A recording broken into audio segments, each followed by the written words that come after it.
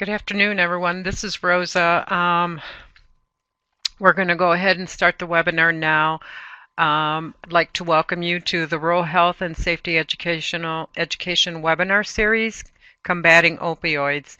This is hosted by Purdue University Extension and the NCRCRD as part of a USDA NIFA grant.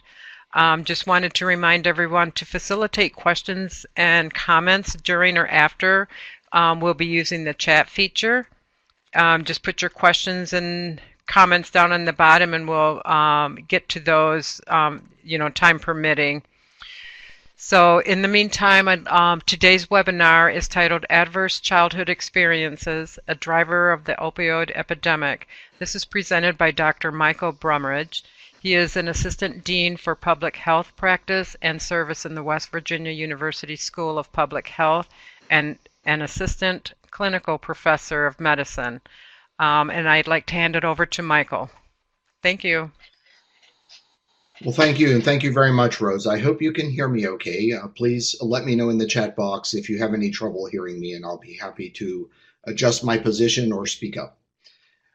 Thank you very much. It's really a wonderful opportunity to be here with you this afternoon to talk about something that I think is very important, in that the opioid crisis is really affecting all of us across the United States. We happen to be close to the epicenter here in Charleston, West Virginia, although, of course, WVU is located in Morgantown. I'm actually located in Charleston.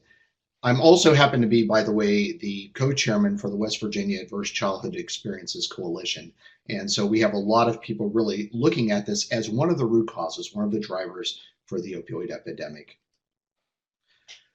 So I'd ask for you to consider this picture with the infant in the upper left and ask yourself, what would it take for this developing human being who has, by all reckoning, unlimited human potential to end up in 2 short decades, maybe sleeping on a park bench, homeless, maybe with a drug use problem?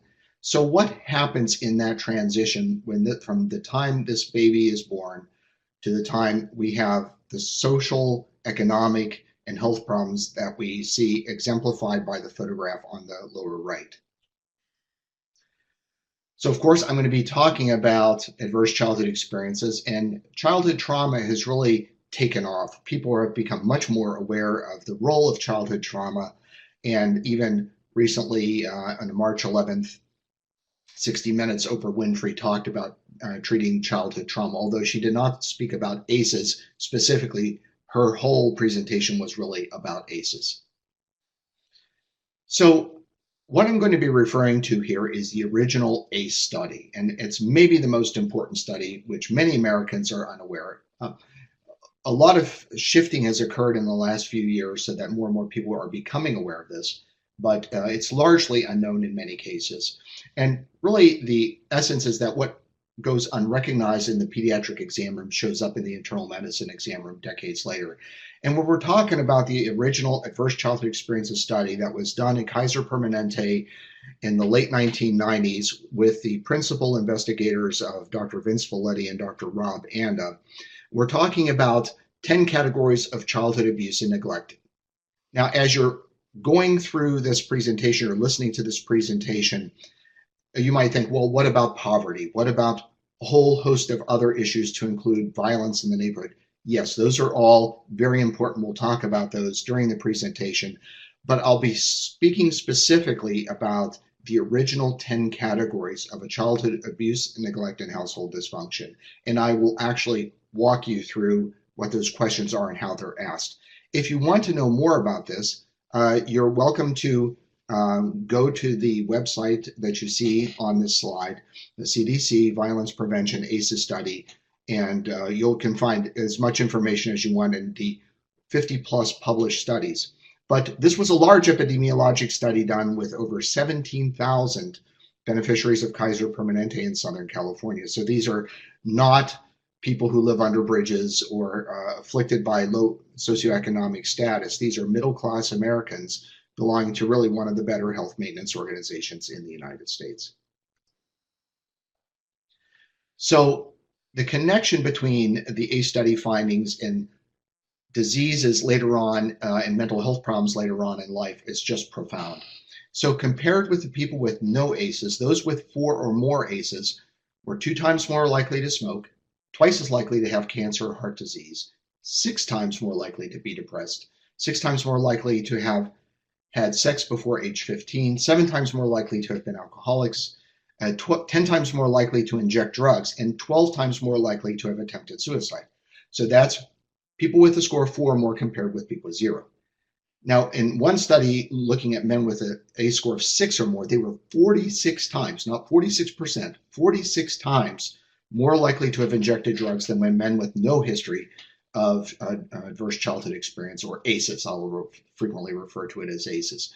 So we know that the connection between what happens to children and what happens with mental health and with physical health as adults is profound and directly linked. So I'm going to walk you through these ACE questions because I think it's important. So everybody who's on this webinar, or any place else for that matter, by this study would have an ACE score between 0 and 10.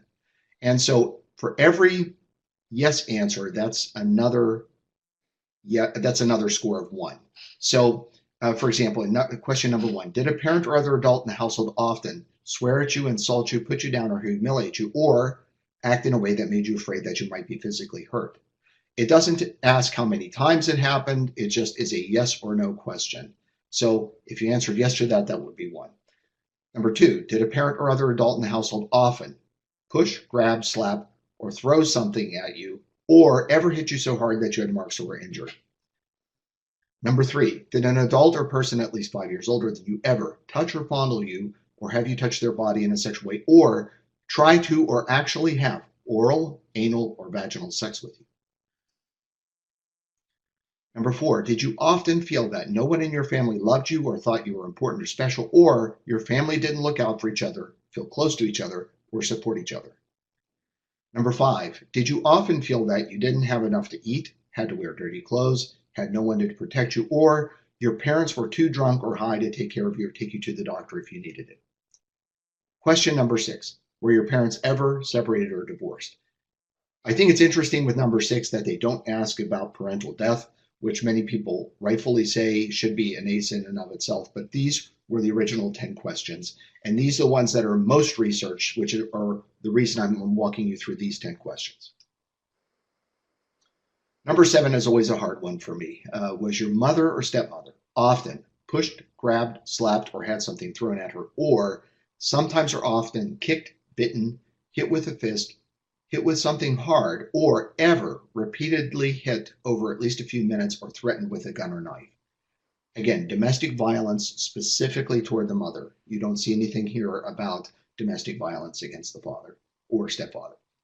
Number 8, did you live with anyone who was a problem drinker, alcoholic, or used street drugs? So substance use. Number 9, was a household member depressed or mentally ill, or did a household member attempt suicide? And number 10, did a household member go to prison? So those are the original 10 ACE questions. And if you want to know more information or want to take this survey yourself, you can go and Google up NPR and adverse childhood experiences. There's a wonderful page there where you can take these 10 questions yourself, and it'll tell you what it means and what it doesn't mean. Okay, Michael, we have Yes. a couple of questions. One is from Aubrey. Is there a link between ACE scores and food insecurity or disordered eating patterns? For Aubrey's question, I'm guessing there is a connection somewhere. I don't know the literature to describe a disordered eating pattern. I'm guessing there is, but I don't know the answer to that. As far as food insecurity, I'm not aware of any literature that supports that.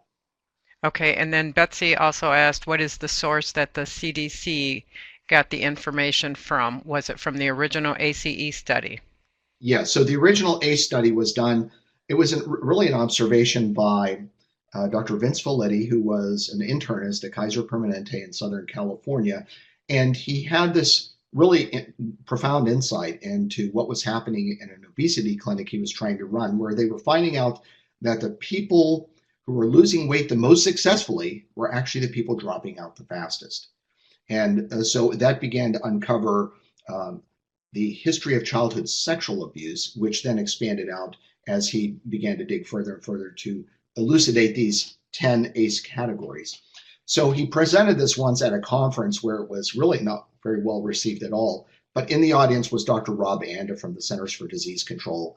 And Dr. Anda said, you know what, this is pretty profound stuff. Let's do a much larger study. And at that time, it wasn't the original 17,000, but Vince Felitti, the internist at Kaiser Permanente, teamed up with Dr. Rob Anda from the CDC, and that's where they got the study from.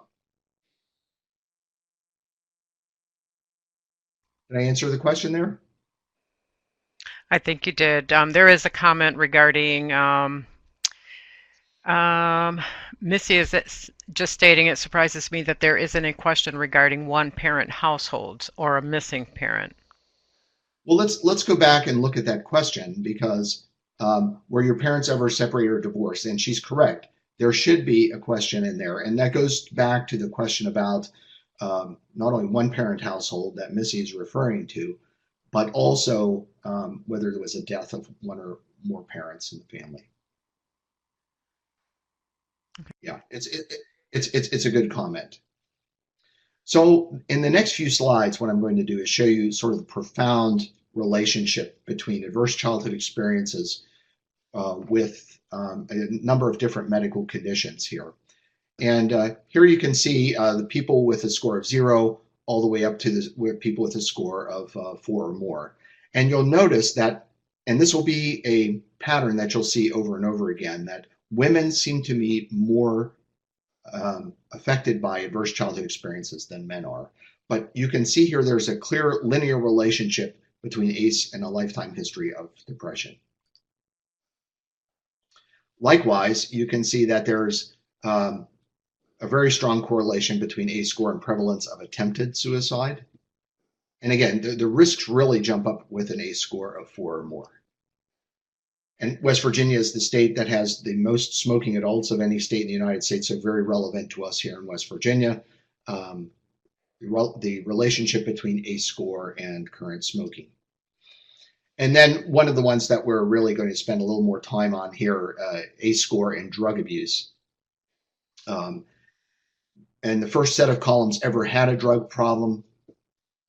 The second set of columns ever addicted to drugs. And the third set of columns ever injected drugs. So very strong relationship there. And this shows up on the job as well. And if you can't read the script at the bottom of each set of columns, I'll read it out to you. This first set of columns, absenteeism, missing greater than 2 days a month. You see there's a relationship there between ACE score and serious financial problems and ACE score and serious job problems. So you know, we all have problem employees or problem people who work with us or problem bosses for that matter. And a lot of that may be, in fact, rooted in adverse childhood experiences. So this is not only problematic in terms of how it shows up in the workplace, but we are all paying for this. The lifetime costs associated with child maltreatment between $210,000 and $10,000 and $1.8 million per child. And you can see from this slide, due to all the different health, behavioral health, educational impairments, increased involvement in the criminal justice system, child welfare, social welfare systems, and lost work productivity. So this has an enormous economic burden in the United States. Not only does it have a burden for all of us, it also has a burden for the person affected by adverse childhood experiences, where you see that child maltreatment in $2,009 shows a reduction in annual earnings of almost $6,000. And that is as much as smoking, teen pregnancy, and obesity combined. So really pretty profound stuff economically as well as with health outcomes. So I'd like to spend just a moment or two on this particular slide. I really like this portrayal of a pair of ACEs that came from work from Ellis and Dietz in Academic Pediatrics last year. And so the top part of this tree is the adverse childhood experiences, where you see all the things, or most of the things that we've talked about before, domestic violence, specifically toward the mother, substance abuse, emotional and sexual abuse.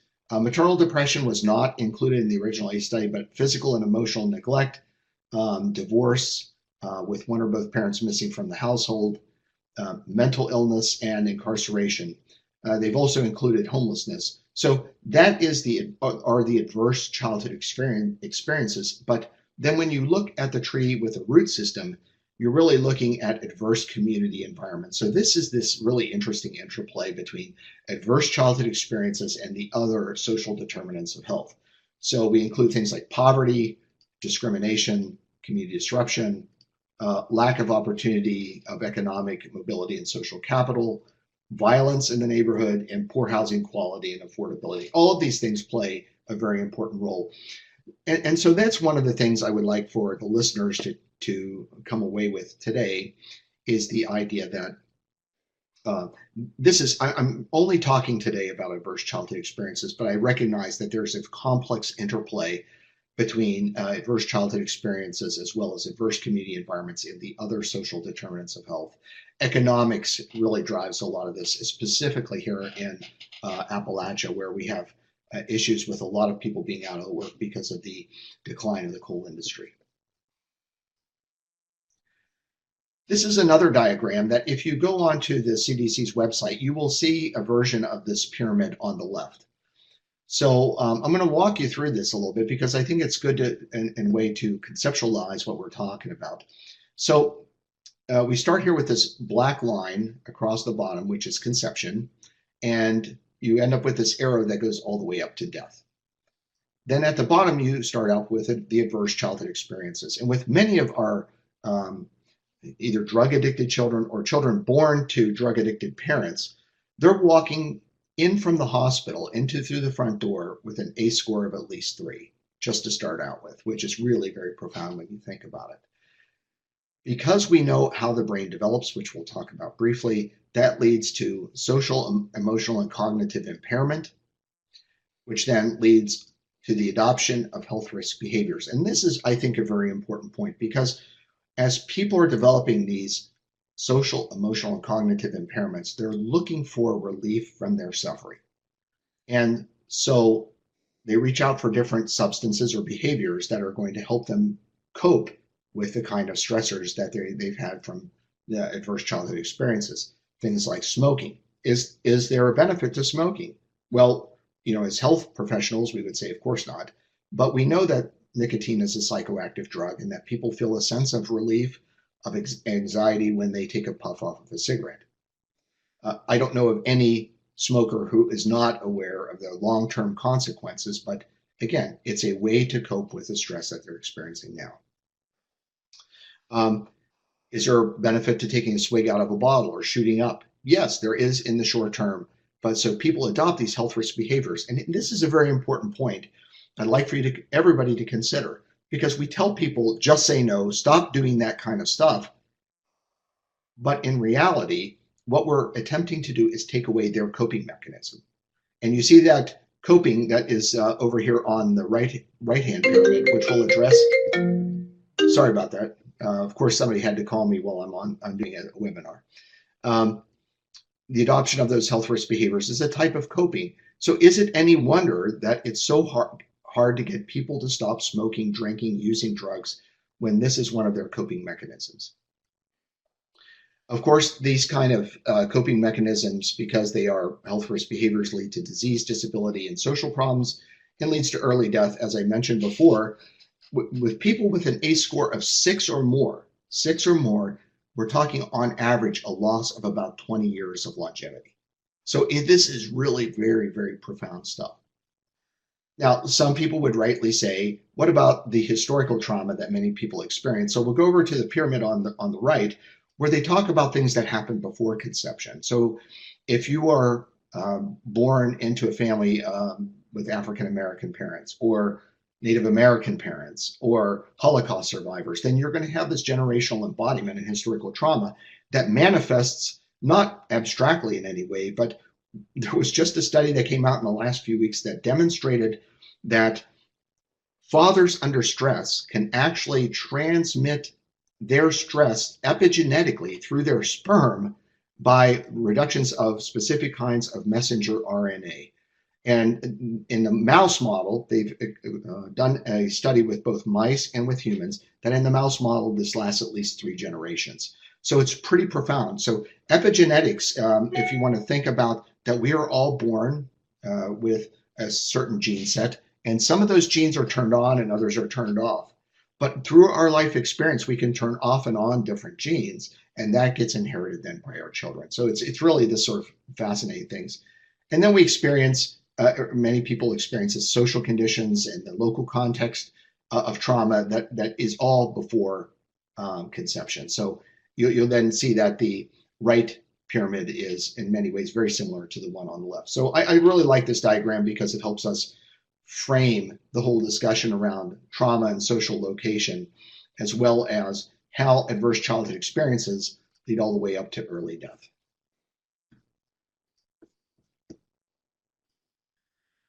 So we know that traumatic stress leads to brain alteration specifically within the first 1,000 days of life. And that's associated with increased cortisol and norepinephrine responses to subsequent stressors. So we basically prime our brains for more stress when we have stress early on in our lives. And the stress, again, that occurs particularly at a sensitive period of development can be associated with long-lasting changes in certain areas of the brain. And those brain alterations can predispose to addiction. And I wanted to thank Michelle Hirsch from Health and Human Services in Chicago for loaning these slides out to me.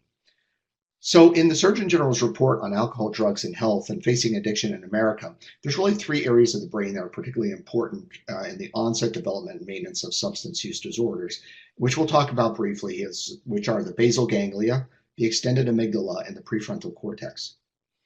And so on this slide, you can see the effects of traumatic stress impact on the brain. On the drawing on the right-hand side, you'll see that the stress remodels the brain so that you get a reduction in the prefrontal cortex, which causes problems with executive functioning and behavioral control. You also have reduction in the hippocampus. The hippocampus is the part of the brain that consolidates short-term memory into long-term memory. So you have reduction of hippocampus with problems with memory, and then you have an increase in size of the amygdala. So the amygdala is often framed as the fight, flight, or freeze center of the brain, one of the fight, flight, or freeze centers of the brain. It really is to help us scan our environments for salient stimuli from our environments. But when it gets overstimulated, then it can actually hijack the brain. So when we come over here to this, so stressors activate the amygdala, which then drive changes in the hypothalamic pituitary adrenal axis, HPA, hypothalamic pituitary adrenal axis. That allows the brain to control our hormones with the release of cortisol. And with the release of cortisol, we get an increase in heart rate, the blood gets shunted over to the muscles, our digestive system is shut down as the blood is shunted to the muscles, and our memory is impacted. And if you've ever been so angry that you've either had a blind rage or you just couldn't think, you're so angry you can't think. That's what's happening. Your amygdala is basically hijacking your brain at that point. And so we're going to be talking just a moment about the limbic system and its role in addiction. This is not meant to be a neurophysiology lecture, but we'll talk specifically here about the cerebellar vermis and the corpus callosum, which are the connections between the right and left hemispheres of the brain. That's the corpus callosum there in the middle. And you see that the limbic system is involved with learning, memory, reward, and reinforcement. It regulates our hormones, our mood, our heartbeat, and our sexual behavior. So again, with the hippocampus and amygdala, you have problems with attention and memory and social cues. And when the amygdala hijacks the system, you have increased panic and fear. With the cerebellar vermis, which we talked about, you have emotional perception, attention, and it plays an important role in addiction. And the corpus callosum that I pointed out to you before has multiple processing and integrating functions. But the exposure to childhood trauma really has a negative and lasting impact, and it predisposes us to substance use and addiction.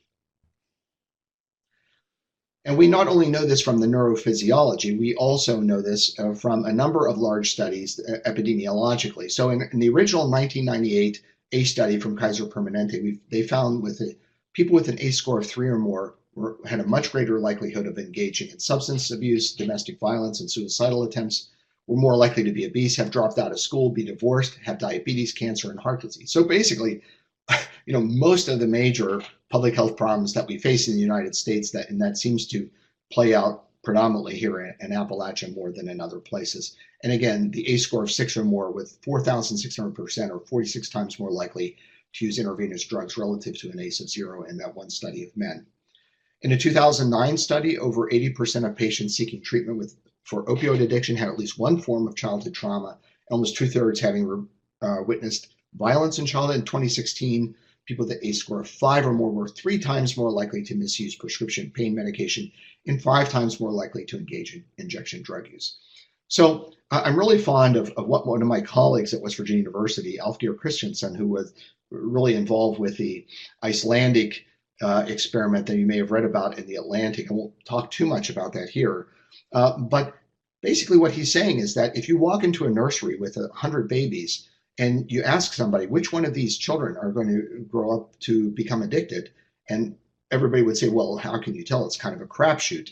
Well, it's not a crapshoot at all when we understand that people with a high adverse childhood experience score, people who grow up in certain neighborhoods or in certain zip codes, are more likely to be predisposed to misusing prescription pain medication, which of course was the precursor to the injection drug use problem that we have today in the United States. So it's really pretty profound stuff, and I'm really trying to share this information as much as I can with as many audiences as possible.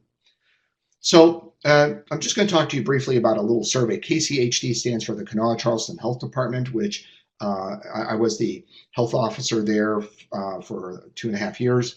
We wanted to start a conversation about adverse childhood experiences in West Virginia, specifically in Kanawha County, Charleston, West Virginia.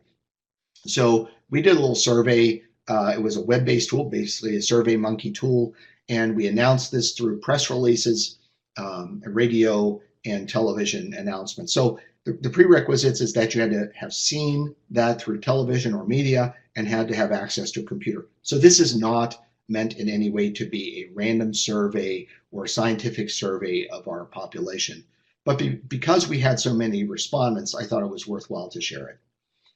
It's really important to know that we want to look at ACEs as a risk factor. It's not necessarily a predetermining factor, it's a risk factor. So just like we know with high cholesterol, that there are some people who have high cholesterols, they never get heart attacks or strokes. We also know that there are people who get heart attacks and strokes with very low cholesterols, but on a population basis, that there's a relationship. In the same way with adverse childhood experiences and the connection between adverse childhood experiences and health outcomes. And in our case, we're talking about opioids, opioid abuse, and injection drug use.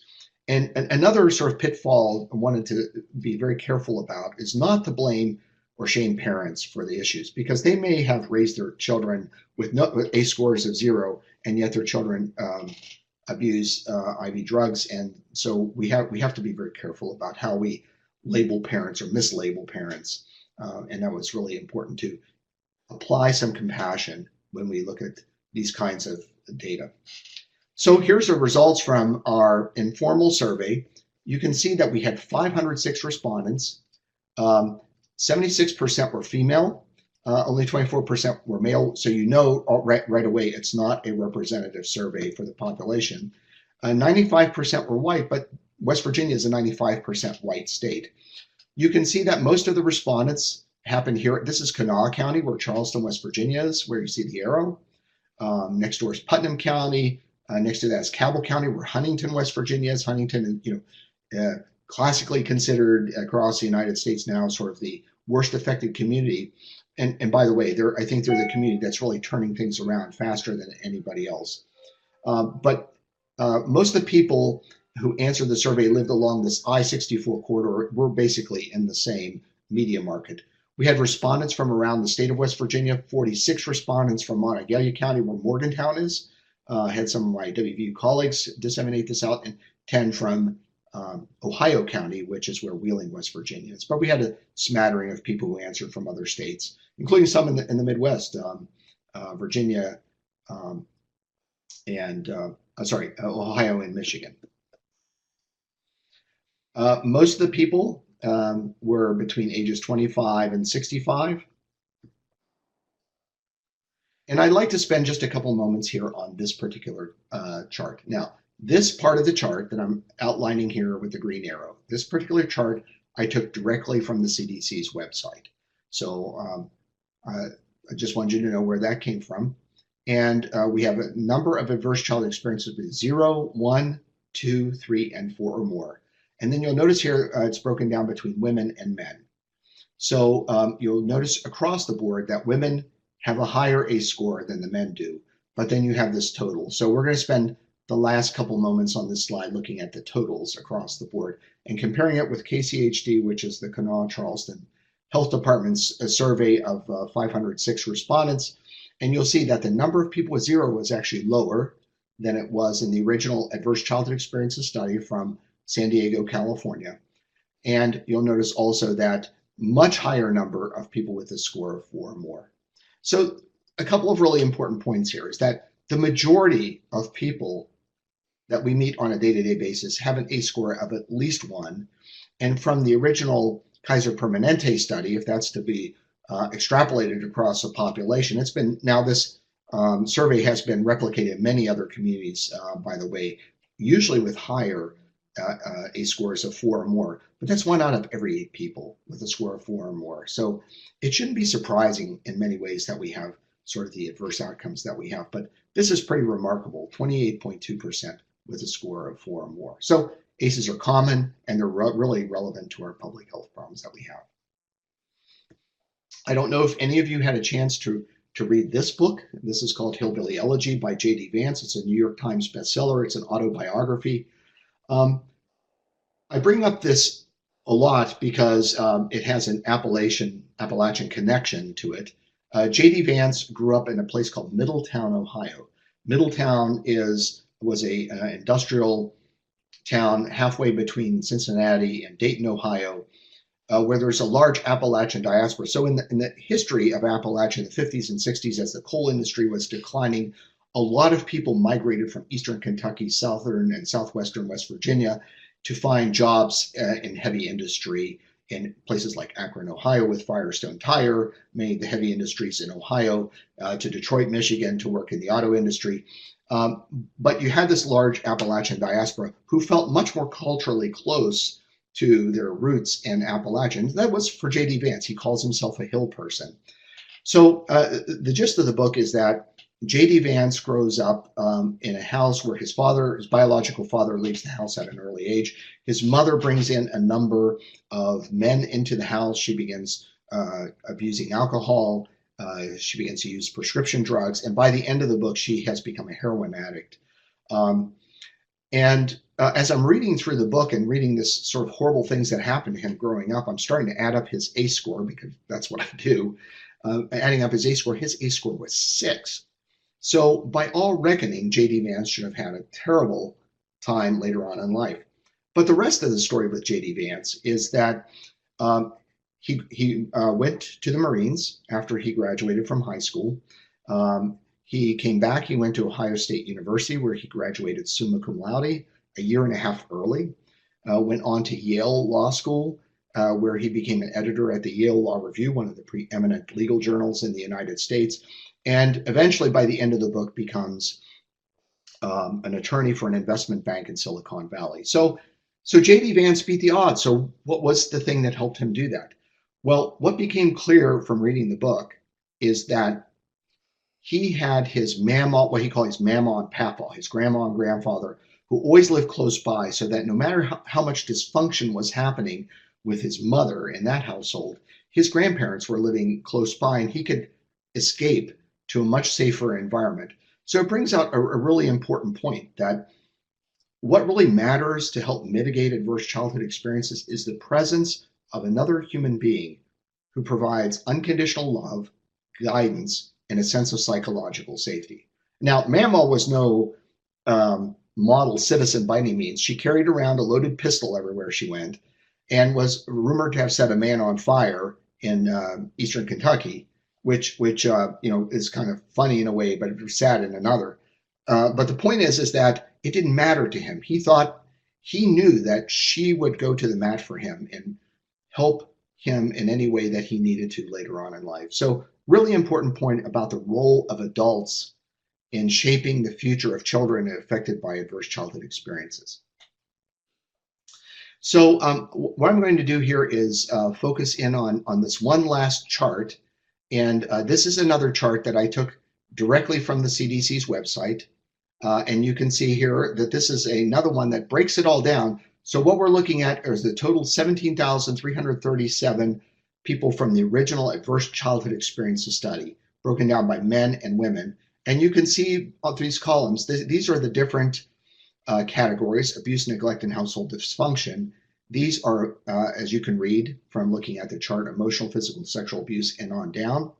And then you have these numbers, which are percentages. These are percentages. And again, you can see that percentage-wise, that women seem to be disproportionately affected across most categories, not all.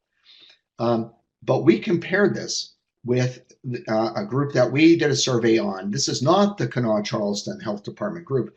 This is from a harm reduction clinic, a syringe service program. These are people who are actively using intravenous drugs. So we surveyed 199 of them to kind of see where their ACE score stood out. And outside of these two categories, which is really interesting, physical abuse and sexual abuse, which were very close actually to the original adverse childhood experiences study, across the board, the numbers are really much, much larger. And in this case, incarcerated household member in the original ACE study, 4.7%, 28% among those who were visiting our syringe service program had a score of, had this particular category, excuse me. And again, this is from a harm reduction clinic, HRC, syringe service program.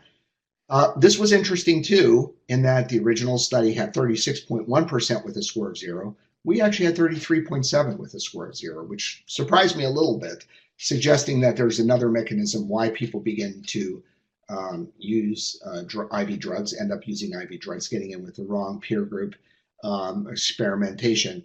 But this was really astounding too. In the original study, 12.5% had a score of 4 or more, and in our cohort, 39.2% had a score of 4 or more, which really speaks to that.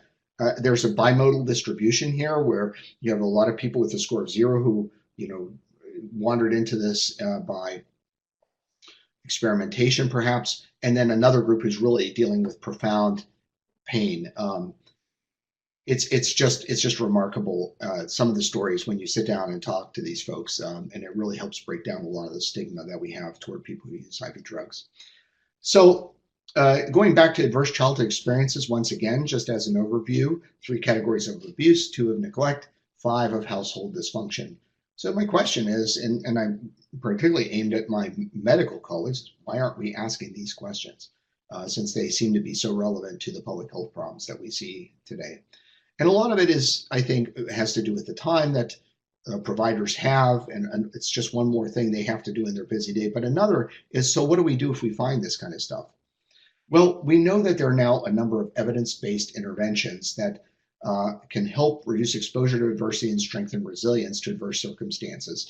We know that, for example, home visiting programs are effective at reducing child abuse, neglect, domestic violence, and improving health outcomes for children and parents. There's a very specific one called the Nurse-Family Partnership, with a 48% reduction in rates of abuse and neglect, 56% reduction in emergency room visits, and 79% reduction in children days hospitalized with injuries and ingestions during the first 2 years of life. So again, it's this whole idea that people who may be having struggles parenting, because they themselves are dealing with the effects of adverse childhood experiences from their childhoods, and people tend to parent the way they were parented themselves. So it's not only about looking at the children, it's also looking about the parents and how to strengthen that entire family unit, whatever that family unit is, whether it's simply mother and child or children, father and children, grandparents and children, whoever's looking after the child, strengthening those partnerships. And by doing so with home visiting programs or with nurses who are visiting in the households. There's another evidence-based intervention called the Positive Parenting Program, or Triple P. This is an intervention that provides parents with tools to raise their healthier children and deal with stressors. We know that also that telemedicine works, teleparenting works as well in another study. But in triple P, they were demonstrated to reduce rates of child maltreatment by over 20%, and they decreased the out-of-home placements and childhood injuries. And right now, in West Virginia at least, this is a true plague. The foster care system in West Virginia is completely overwhelmed, and it has to do mostly with the opioids that are out there plaguing our communities. Another intervention is parent-child interaction therapy, and it's a tool to assist parents to improve the quality of the parent-child interaction and relationship, and showing to reduce child abuse in participants versus individuals with control conditions and a long follow-up. So I think it's really important to recognize here that it's not high-tech stuff that's going to make a difference. It's that basic interaction that parents have with their children or adults have with children that are really making a difference and can have really profound outcomes to help turn this around. As well, there are a number of non-pharmacologic practices that we can use for both children and adults. We know that exercise is really a magic elixir of sorts. It helps us regulate our heart rate and our blood pressure. We talked about the hypothalamic pituitary adrenal axis, the HPA axis. It helps us with the regulation of that, decreases depression and anxiety, helps us regulate our cerebral neurotransmitters, including dopamine and serotonin, and we release endorphins, some of our natural opioids inside of our body. And then there's mindful-based awareness training. Mindfulness, it's a very popular subject nowadays, but in many studies has been shown to help regulate heart rate, blood pressure, the HPA, just like exercise does. It also has really sort of very interesting anti-inflammatory effects. Studies that were done with people with psoriasis have shown that when you added mindfulness-based interventions to their regular treatment, they healed faster than those who did not receive the mindfulness. And then it helps also decrease post-traumatic symptoms. Let's see, I've lost the ability here to go on to the next slide. There we go. Thank you. So this is my conclusion slide, and what I want to tell you is that adverse childhood experiences are very common, as you've seen, but they're often completely overlooked. We're so consumed with this opioid crisis, with all its different manifestations, that we don't often take the time to look back on what is really driving us in our society today to have to reach for things that alter our reality. Reality as it is becomes boring, unsustainable, painful in some way, and a lot of that is really rooted in adverse childhood experiences. And we know that what's overlooked in the pediatric exam room, the classroom, and other places shows up in our courts, our emergency departments, and on our streets. So it's really, I think, incumbent on us to really take a deep look at this as a really root cause, not only to the opioid crisis, but to many other public health problems that we're seeing across the United States. And I think this is really, really important, because if we understand, if we truly comprehend that a lot of people are using IV drugs, it helps us shift the dialogue from what's wrong with these people to what's happened to them. When you ask somebody what's wrong with you, you're implying that there is something inherently defective about them as a human being. When you start talking about what's happened to somebody, that allows for a space of compassion to come in, not only for the people who have this negative self-dialogue about themselves, but also to the people asking the question. So we're so stuck in this vicious cycle of stigma with profoundly bad judgments of people who use IV drugs. And often there's a lot of bad feelings toward these people, because they've often stolen from people they know and love, they've abandoned their children. But understanding that this is really running in the background for many of them is really an important point. And this allows us to shift our perspective from judgment to compassion. So in any case, that is my presentation. I've done it in 45 minutes or 46 minutes now, and I think there are probably time for questions. Thank you, Michael. This is Mark Skidmore. Thanks to Rosa for starting us off here. Thanks for the presentation. You can see there are a few comments down below, Michael. If you'd like to respond to any of those, you can now. And for those of you who are on, you can ask questions as well by typing in your comments or questions. Okay, I'm looking back through some of the comments. From Betty Swenson, going back, follow up, sorry, we have been trying to find more linkage between ACEs and opioids by way of data and other than the original ACE study that happened in 1999. We don't have much. That's what prompted the question. Wonder if there are more recent data. Ms. Swenson, I hope I answered the questions, and I'm sorry you couldn't see some of the content on the slides. Allison Brennan added in the original ACE study. Thank you, Ms. Brennan. Nancy Forg, can you please provide the name of the study on epigenetic and RNA compromise for the last 3 generations in mice? I would have to probably go and look. I recently read it in Psychology Research or something like that, but I could probably find that a little bit later on. Ms. Brennan added the book to the reading list. We're talking about Hillbilly Elegy here. Ms. Woods asked if we can ask for participants. We always ask for participants to complete adverse childhood experiences study. Unfortunately, mental health care providers are as overwhelmed as DCES is right now. We try to provide a support. Well, thank you for doing that. Getting people to a parenting class is hard, Tim. Yes, it is very hard to get people. It's really interesting. The people who are most afflicted by adverse childhood experiences have been so marginalized and so stigmatized, not only for substance use, but for a whole host of other things, and often also happen to find themselves on the lower rungs of the socioeconomic scale. So there's a distrust of systems of care that have worked against them. So it's really about building trust first, and I think getting them into parenting classes. But I don't know of any parent who doesn't want to do what's best for their children at that point. But it's a matter of just building a level of trust. Ms. Brennan answered Tim's question. And David Young had a comment. Sadly, embedded in our criminal justice system is an underground trauma to prison pipeline. ACE scores of our incarcerated populations is off the chart, especially in women's prisons. David, and one of the slides I actually cut out of here was one through a public defender one, where there were 10 cases and only one person had a score of 1. Everybody else was 4 and above, and it was heavily weighted towards 7, 8, and 9s in that one. So absolutely, you're right. It's part of our trauma to prison pipeline. Dinah Torres Castro need to make parenting classes mandatory. Yeah, I think there's a really important reason to incentivize that, which I'm sorry, I'm going to have to.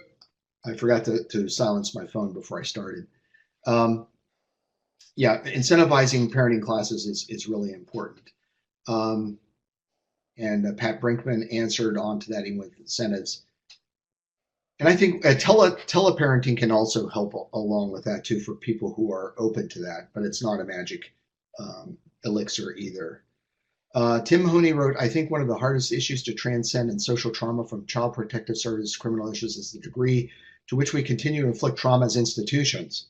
Maybe it would be useful to move this effort from health providers to judges, legislators, and state agencies.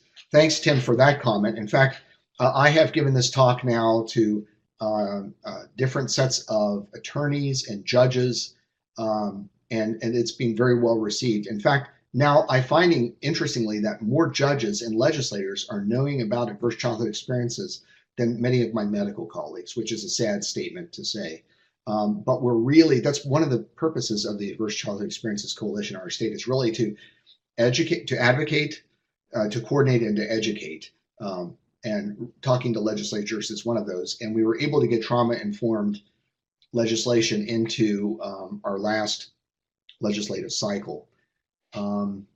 Let's see, Jill, inviting parents to a class that includes a meal and childcare as well as incentivize improves parenting engagement. Very good. Thank you, Jill. And Allison responded to that. Parenting education is good, but insufficient. It needs to be supplemented by parental support. Yeah, so I think this really goes back to the whole thing that we try to do. We're trying to educate our way out of the opioid crisis. We teach people that doing drugs is bad, but that psychoeducational approach is actually very, very limited. Um, we need to engage with people and let them know we're there for them. If you want to really have people address the things that are often hid by time, shame, and secrecy, we really need to find a way to develop a trusting bond with those folks. And that requires a little bit of extra time, and it's not really amenable to an office visit with a provider. You can uncover those things in an office visit, but it requires the nurse or other concerned people who are trained on your staff to be able to sit and explain why this is important. Often people don't see that connection, though, between their parenting behaviors and what's happened to them themselves. And once they can piece that together a little bit, many of them do want to change. They just don't know how to do it. In the words of Vince Felitti, parents do the best they can with what they know until they know something better. Let's see, I'm down here. How do you educate the public about ACEs and convince them that drug users need help and compassion? Jackie, it's a really great question. There's a whole effort around trying to address the stigma. We even have a website now as part of our opioid combating efforts in West Virginia called Stigma Free WV.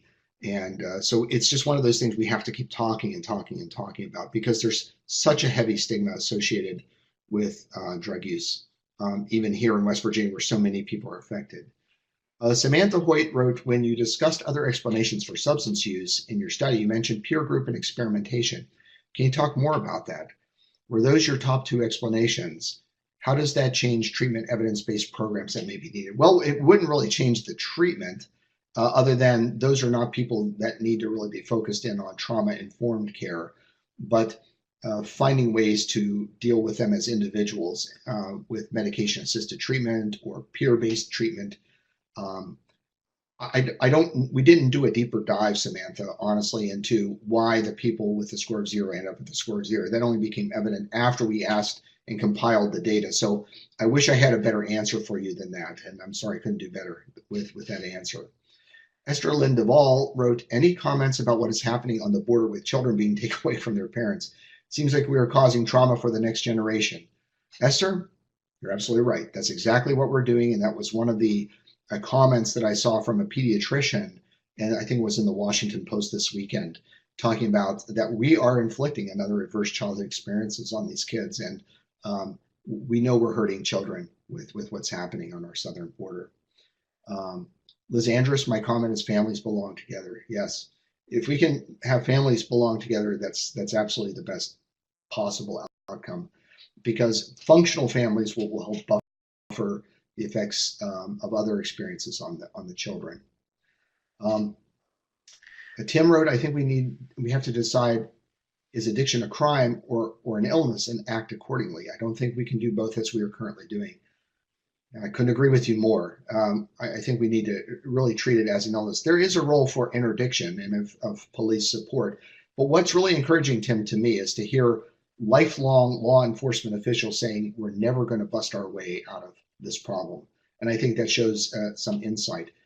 We've had a war on drugs, labeled war on drugs, since the Nixon administration. And our efforts against drugs have gone back even further than that, back to a guy named Harry Anslinger in the 1920s. So we're almost 100 years into this problem, and we keep doing something over and over again that doesn't work. We have failed miserably in our approaches, which is why I'm really trying to find time to talk about adverse childhood experiences and how this really affects us as a society. Allison wrote, it's hard to watch the increasing budget cuts for extension systems who do valuable work related to health and wellness, parenting, and positive youth development.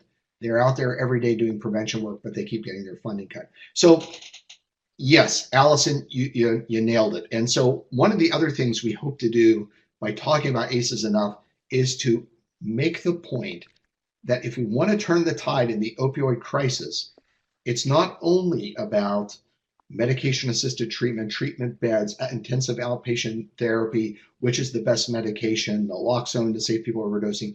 It's about going to where the root of the problem is.